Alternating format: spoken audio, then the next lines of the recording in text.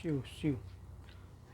Hello दोस्तों, BK awareness में फिर आपका एक बार स्वागत है। जैसा कि आपको मालूम है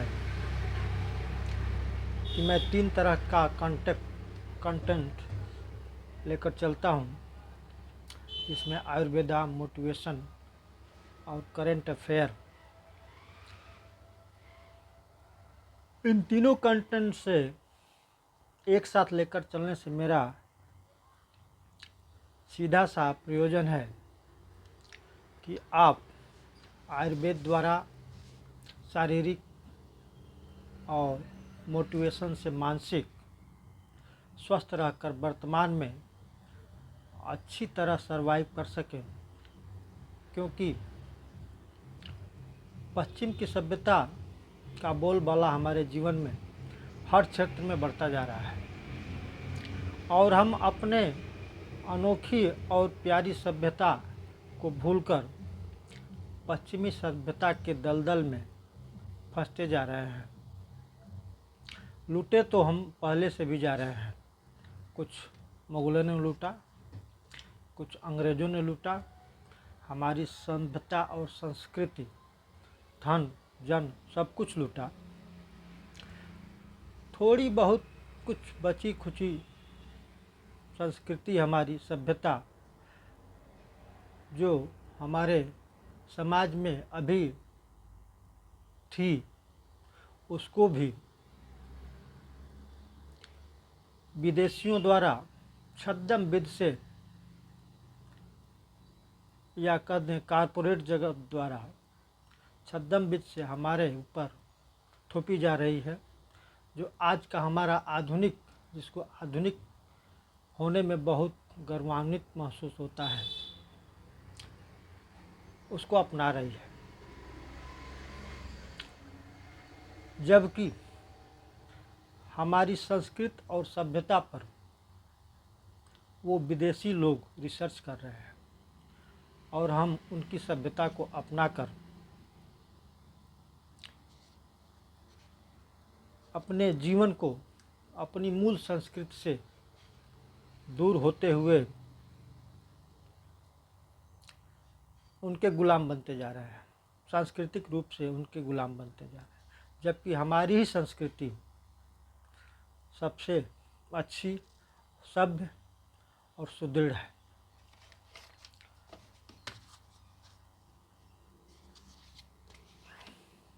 इस प्रकार जिम्मेदार लोगों को अपने परिवार, अपने समाज, अपना देश बचाने के लिए सोचना होगा। इसी कड़ी में मैं YouTube के माध्यम से, मेरा यह एक छोटा सा प्रयास है। आइए समय का ध्यान रखते हुए अपने विषय पर चलते हैं। सर्वप्रथम आज का सेगमेंट मोटिवेशन से मैं शुरू करूंगा। आइए मोटिवेशन पे चर्चा जो कई दिनों से चल रही है, प्राण शक्ति, उसको आगे बढ़ाते हुए उसी क्रम में पुनः फिर चर्चा करते हैं। मोटिवेशन में आज का सब्जेक्ट रहेगा प्राण ऊर्जा पर मन और आहार का क्या प्रभाव पड़ता है। हमारे प्राण ऊर्जा पर अपना मन और जो हम आहार लेते हैं, खाते हैं, उसका क्या प्रभाव पड़ता है। आइए हम विचार करते हैं कि प्राण ऊर्जा पर मन और अन्न का क्या प्रभाव होता है। एक कहावत आपने सुनी होगी कि जैसा अन्न वैसा मन, यानी जिस प्रकार का आप भोजन लेंगे उसी तरह का आपका मन और विचार होगा। आपका मन या विचार सकारात्मक भी हो सकता है और नकारात्मक भी हो सकता है। जैसा आप अन्न लेंगे वैसा ही मन बनेगा। नकारात्मक विचार या सोच हमारी प्राण ऊर्जा को क्षय करने में बहुत महत्वपूर्ण योगदान है। इस प्रकार आइए हम अपनी चर्चा आहार से ही शुरू करते हैं। अध्यात्म की भाषा में हमारा आहार 3 प्रकार का होता है। पहला सात्विक, दूसरा राजसिक और तीसरा तामसिक। जैसा कि मैं पहले भी बता चुका हूँ कि भोजन अपनी प्राण ऊर्जा को बढ़ाने का या संतुलित रखने का एक खास साधन है और हमें भोजन से भी ऊर्जा मिलती है। हमारे सात्विक आहार से मतलब है फल, दूध, दही, छाछ, घी, मधु, कच्ची हरी सब्जियां, हवा पानी इत्यादि। इसको खाने से हमारा विचार सम स्थिति में रहता है। सम स्थिति से मतलब है ऐसी स्थिति जिसमें हमारा मन या मानवीय सुख दुख यानी सकारात्मक या नकारात्मक विचार से ऊपर उठकर एक ऐसी स्थिति में आना जहां हमारी प्राण ऊर्जा उस ऊर्जा पुंज यानी जिसको हम ईश्वर भी कहते हैं से संबंध बनाने का प्रयास करती है, जहां अपार आनंद का स्रोत है। आनंदमयी ऊर्जा वो है जिसको हम ईश्वर कहते हैं, आनंद के राशि है वो। इस प्रकार के आहार को दैव आहार भी कहते हैं। इससे मिलने वाली ऊर्जा ऊर्ध्वगामी होती है, जिससे हमारा मन और मस्तिष्क अपार आनंद का अनुभव करता है। इस प्रकार का आहार हमारे साधु सन्यासी बैरागी जो काम क्रोध मद मोह मत्सर पर विजय प्राप्त कर उस ऊर्जा पुंज यानी ईश्वर में तल्लीन होना चाहते हैं वही लेते हैं। यह हमारा सात्विक आहार मात्रा और उसके गुणवत्ता पर भी निर्भर करता है। अधिक मात्रा या खराब गुणवत्ता यानी बासी आहार लेने पर यह सात्विक ऊर्जा या सकारात्मक ऊर्जा नकारात्मक ऊर्जा में बदल जाती है या तामसिक, ये भोजन तामसिक हो जाता है। तामसिक भोजन नकारात्मक ऊर्जा का द्योतक है जो हमारे प्राण ऊर्जा को ऊर्ध्वगामी होकर ऊर्जा पुंज जिसे ईश्वर भी कह सकते हैं से संबंध बनाने में बाधा डाल सकता है। इसी कारण हमारे संत बैरागी सन्यासी सात्विक आहार अल्प मात्रा में लेते हैं। इस प्रकार यह बात काफ़ी लोगों को अच्छी नहीं लगेगी, लेकिन आप प्रयोग करके देख सकते हैं। जो व्यक्ति सात्विक आहार से अलग तामसिक आहार लेता है उसके विचार, हाव भाव, रहन सहन उग्र, अनियमित और निष्क्रिय होता है। हम अपनी भारतीय संस्कृति को भूलते जा रहे हैं जो हमारे ग्रंथों में विस्तार पूर्वक वर्णित है। हम पश्चिमी सभ्यता जिसमें आहार विहार और वस्त्र सम्मिलित है को अपनाने जा रहे हैं जो हमारे वातावरण और संस्कृति के अनुकूल नहीं है। यही हमारे पतन का मुख्य कारण है। आइए हम संकल्प लें, हम अपने देश जिसे सोने की चिड़िया कहा जाता है के संस्कृति और सभ्यता को अपनाएं और अपने आध्यात्मिक उन्नत जो सभी उन्नतियों की जननी है को बढ़ाएं। आज हम मोटिवेशन के सेगमेंट की चर्चा यहीं पर समाप्त करते हैं। अगले वीडियो में राजसिक और तामसिक आहार का मन और प्राण ऊर्जा से संबंध के बारे में चर्चा करेंगे। हम अपने नेक्स्ट सेगमेंट आयुर्वेदा पर चर्चा करते हैं। आइए देखते हैं। आइए बात दोष के बारे में बात करते हैं। जैसा कि पहले वीडियो में बात दोष के लक्षण आपको यहाँ तक बता चुके हैं, फिर भी थोड़ा समरी के रूप में आपको याद दिला दें कि बात दोष वायु और आकाश इन दो तत्वों से मिलकर बना है। बात दोष में जोड़ने का एक खास गुण होता है। यह अन्य दोषों के साथ मिलकर उनके गुणों को धारण कर लेता है। जैसा कि पित्त दोष के साथ मिलकर इसमें दाह और गर्मी वाले गुण आ जाते हैं, और जब कफ के साथ मिलता है तो शीतलता गुण बढ़ जाते हैं। बात के प्रकार जैसा कि बता चुका हूँ, प्राण, उदान, समान, व्यान 5 प्रकार के बात दोष होते हैं। यह इनका वर्गीकरण निवास शरीर में निवास स्थानों के आधार पर किया गया है।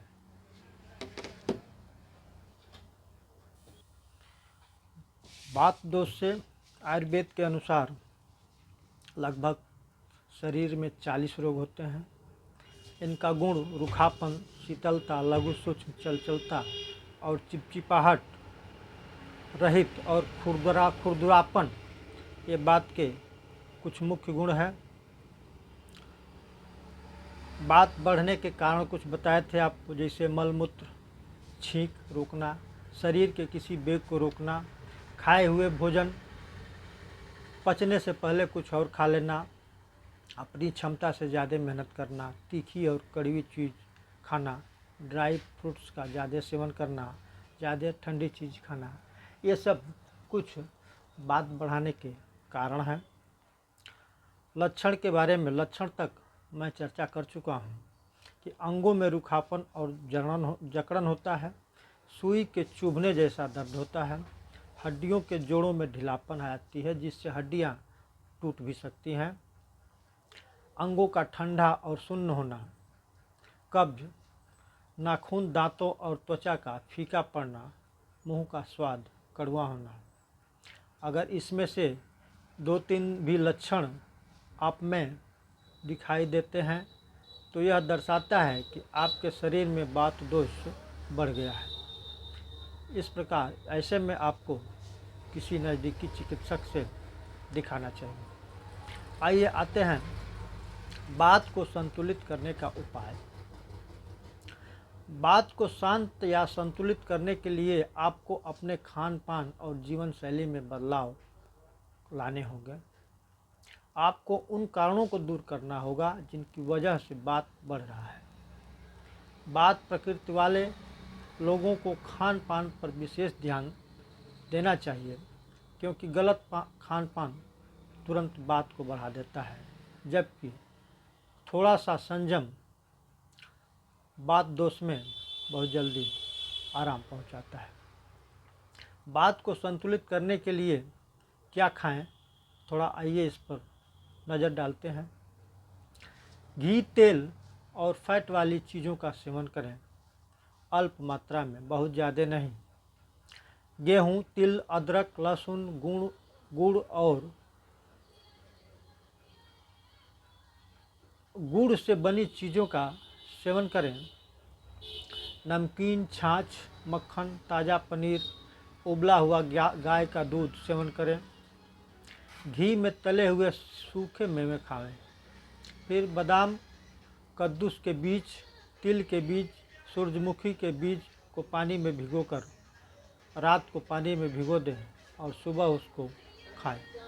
खीरा, गाजर, चुकंदर, पालक, शकरकंद आदि सब्जियों का नियमित सेवन करें।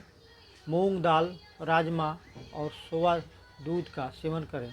ये कुछ खाद्य पदार्थ बात को संतुलित करने में सहायक होते हैं। बात प्रकृति वाले लोगों को क्या नहीं खाना चाहिए, इस पर भी थोड़ा विचार करते हैं।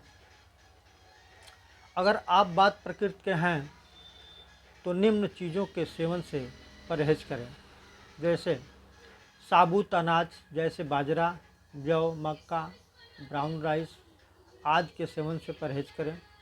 किसी भी तरह की गोभी जैसे पत्ता गोभी, फूल गोभी या ब्रोकली, इसको भी आप न खाएं। जाड़े के दिनों में ठंडे पेय पदार्थ जैसे cold drinks, coffee, green tea, फलों के जूस आदि से परहेज करें। नाशपाती, कच्चे केले आदि का सेवन न करें। ये सब खान पान की चीज़ें हैं। थोड़ा सा भी इनमें अपने खाने में कंट्रोल करके वात दोष से बचा जा सकता है। हमारी जीवन शैली वात दोष वालों का जीवन शैली में बदलाव एक बहुत अहम फैक्टर है। आइए इसके बारे में भी चर्चा करते हैं। जिन लोगों का वात अक्सर असंतुलित रहता है, उन्हें अपने जीवन शैली में कुछ बदलाव जरूर लाना चाहिए। एक निश्चित दिनचर्या बनाएं, जैसे नियम से खाना, सोना, जगना, वॉकिंग। एक निश्चित दिनचर्या हो और उसका संयमित रूप से पालन करें। रोज़ाना कुछ देर धूप में टहलें और आराम करें। किसी शांत जगह पर जाकर रोज़ाना कुछ समय ध्यान करें। गर्म पानी से और वात को कम करने वाली औषधियों के काढ़े से नहाएं। औषधियों से तैयार काढ़े को टब में डालें और उसमें कुछ देर तक बैठे रहें। गुनगुने तेल से नियमित मसाज करें। मसाज के लिए तिल का तेल, बादाम का तेल और जैतून का तेल अच्छा रहता है। मजबूती प्रदान करने वाले व्यायामों को रोज़ाना की दिनचर्या में ज़रूर शामिल करें। ये तो वात बढ़ने से जो वात दोष उत्पन्न होता है उसके लक्षण और उसको कम कैसे करें, क्या खाना चाहिए, क्या नहीं खाना चाहिए, कैसे बदलाव करें। आइए जानते हैं वात में कमी के कारण क्या लक्षण आते हैं और उनका उपचार कैसे करते हैं। वात में बढ़ोतरी होने की तरह ही वात में कमी होना भी एक समस्या है और इसकी वजह से कई तरह की समस्याएं होने लगती है। आइए वात में कमी के प्रमुख लक्षणों के बारे में जानते हैं। वात में कमी होने के कारण बोलने में दिक्कत आती है, अंगों में ढीलापन भी हो जाता है, सोचने समझने की क्षमता और याददाश्त में कमी हो जाती है। वात के स्वाभाविक कार्यों में कमी, पाचन में, जैसे पाचन में कमजोरी या ब्लड सर्कुलेशन में कमी, जीभ मिचलाना इत्यादि। इसके उपचार पर थोड़ा सा नज़र डालते हैं। वात की कमी होने पर वात को बढ़ाने वाला आहार का सेवन करना चाहिए, जैसे कड़वे तीखे। ये तत्व वात को बढ़ाते हैं, लेकिन जब वात में कमी हो जाने के कारण कुछ परेशानियां होती हैं तो हम कड़वे तीखे व हल्के ठंडे पेय पदार्थों का सेवन करें। इनके सेवन से वात जल्दी बढ़ जाता है। इसके अलावा वात बढ़ने पर जिन चीज़ों के सेवन की मनाही होती है उन्हें खाने से वात की कमी को दूर किया जा सकता है। वात रोग एक बात का हम खाने से या पचने से इसके माध्यम, इसके लक्षण को लेकर के बात को हम दो विभागों में बांट सकते हैं, जैसे एक साम वात और एक निराम वात। थोड़ा सा इस पे चर्चा कर लेते हैं कि साम वात और निराम वात एक क्या है। बहुत महत्वपूर्ण छोटा सा टॉपिक है, ये समझना चाहिए इसको। जैसे जो भी हम खाना खाते हैं उसका कुछ भाग ठीक से पच नहीं पाता और वह हिस्सा मल के रूप में बाहर निकलने के बजाय शरीर में पड़ा रहता है। भोजन के इस अधपसे अंश को आयुर्वेद में आम रस या आम दोष कहते हैं। जब बात शरीर में आम रस के साथ मिल जाता है तो उसे हम साम वात कहते हैं। साम बात होने पर कुछ लक्षण शरीर में उत्पन्न होते हैं जो निम्न है, जैसे मलमूत्र और गैस को बाहर करने में दिक्कत होती है, पाचन शक्ति में कमी आ जाती है, हमेशा सुस्ती या आलस महसूस होता है, आँख में गुड़गुड़ाहट की आवाज़ और कमर दर्द जैसी समस्याएं उत्पन्न होती है। इसको हम आम दोष भी कहते हैं। यदि सामवात का इलाज ठीक समय पर नहीं किया गया तो आगे चलकर यह पूरे शरीर में पॉइजन के रूप में इसके लक्षण फैल जाते हैं और कई बीमारियां होने लगती हैं। जब बात आम रस से युक्त नहीं होता है तो यह बात निराम बात कहलाता है। निराम बात के प्रमुख लक्षण वही जो बात के लक्षण है, रूखापन, मुंह जीभ का सूखना आदि। इसके लिए तैलीय खाद्य पदार्थों का सेवन करना चाहिए। अगर आप वात प्रकृति के हैं और अक्सर वात के असंतुलित होने से परेशान रहते हैं तो बताए गए नियमों का आप क्रमशः सही ढंग से पालन करें। यदि समस्या ठीक न हो रही हो, गंभीर हो रही हो, तो किसी आयुर्वेदिक चिकित्सक से संपर्क कर सकते हैं। अभी हम अगले वीडियो में वात दोष पर और चर्चा करेंगे। आज की वीडियो में वात दोष की चर्चा हम यहीं समाप्त करते हैं। अपने नेक्स्ट सेगमेंट के बोनस वाले सेगमेंट में जो हमारा करंट अफेयर है, देश दुनिया की ताज़ी खबरों से जो आपको अपडेट करता हूँ, यही मैं बताता हूँ कि आप आयुर्वेद से स्वस्थ रहें और मोटिवेशन से दिमाग को स्वस्थ रखें, मस्त रहें और प्रेजेंट में, वर्तमान में देश दुनिया की खबरों से लैस रहें। यही सफल ज़िंदगी है। आइए हम मोटिवेशन, ये करंट अफेयर अगला सेगमेंट उस पर बातें करते हैं। आज के करंट अफेयर में फर्स्ट, भारतीय मानक ब्यूरो ने विद्युत वाहनों की सुरक्षा बढ़ाने के लिए 2 नए मानक लागू किए हैं, जिसका नाम IS 18590 और IS 18606 है। भारतीय मानक ब्यूरो ने विद्युत वाहनों की सुरक्षा बढ़ाने के लिए ये 2 नए मानक लागू किए हैं। जैसा कि मैं बता चुका हूँ पहले भी, इस बहुत इम्पॉर्टेंट क्वेश्चन ये रहेगा या करंट अफेयर कि इसरो लगातार तीसरी बार रीयूजेबल, याद करिए, रीयूजेबल लॉन्च व्हीकल पुष्पक की लैंडिंग एक्सपेरिमेंट में सफलता हासिल की है। मैं पहले वाली वीडियो में बता चुका हूँ इसको। ये इम्पॉर्टेंट क्वेश्चन होगा। भारत और बांग्लादेश के बीच ई-मेडिकल वीज़ा सुविधा की शुरुआत की गई है। भारत और बांग्लादेश के बीच ई-मेडिकल वीज़ा सुविधा शुरुआत की गई है। भारतीय वायुसेना के युद्धाभ्यास तरंग शक्ति का आयोजन जोधपुर में किया जाएगा।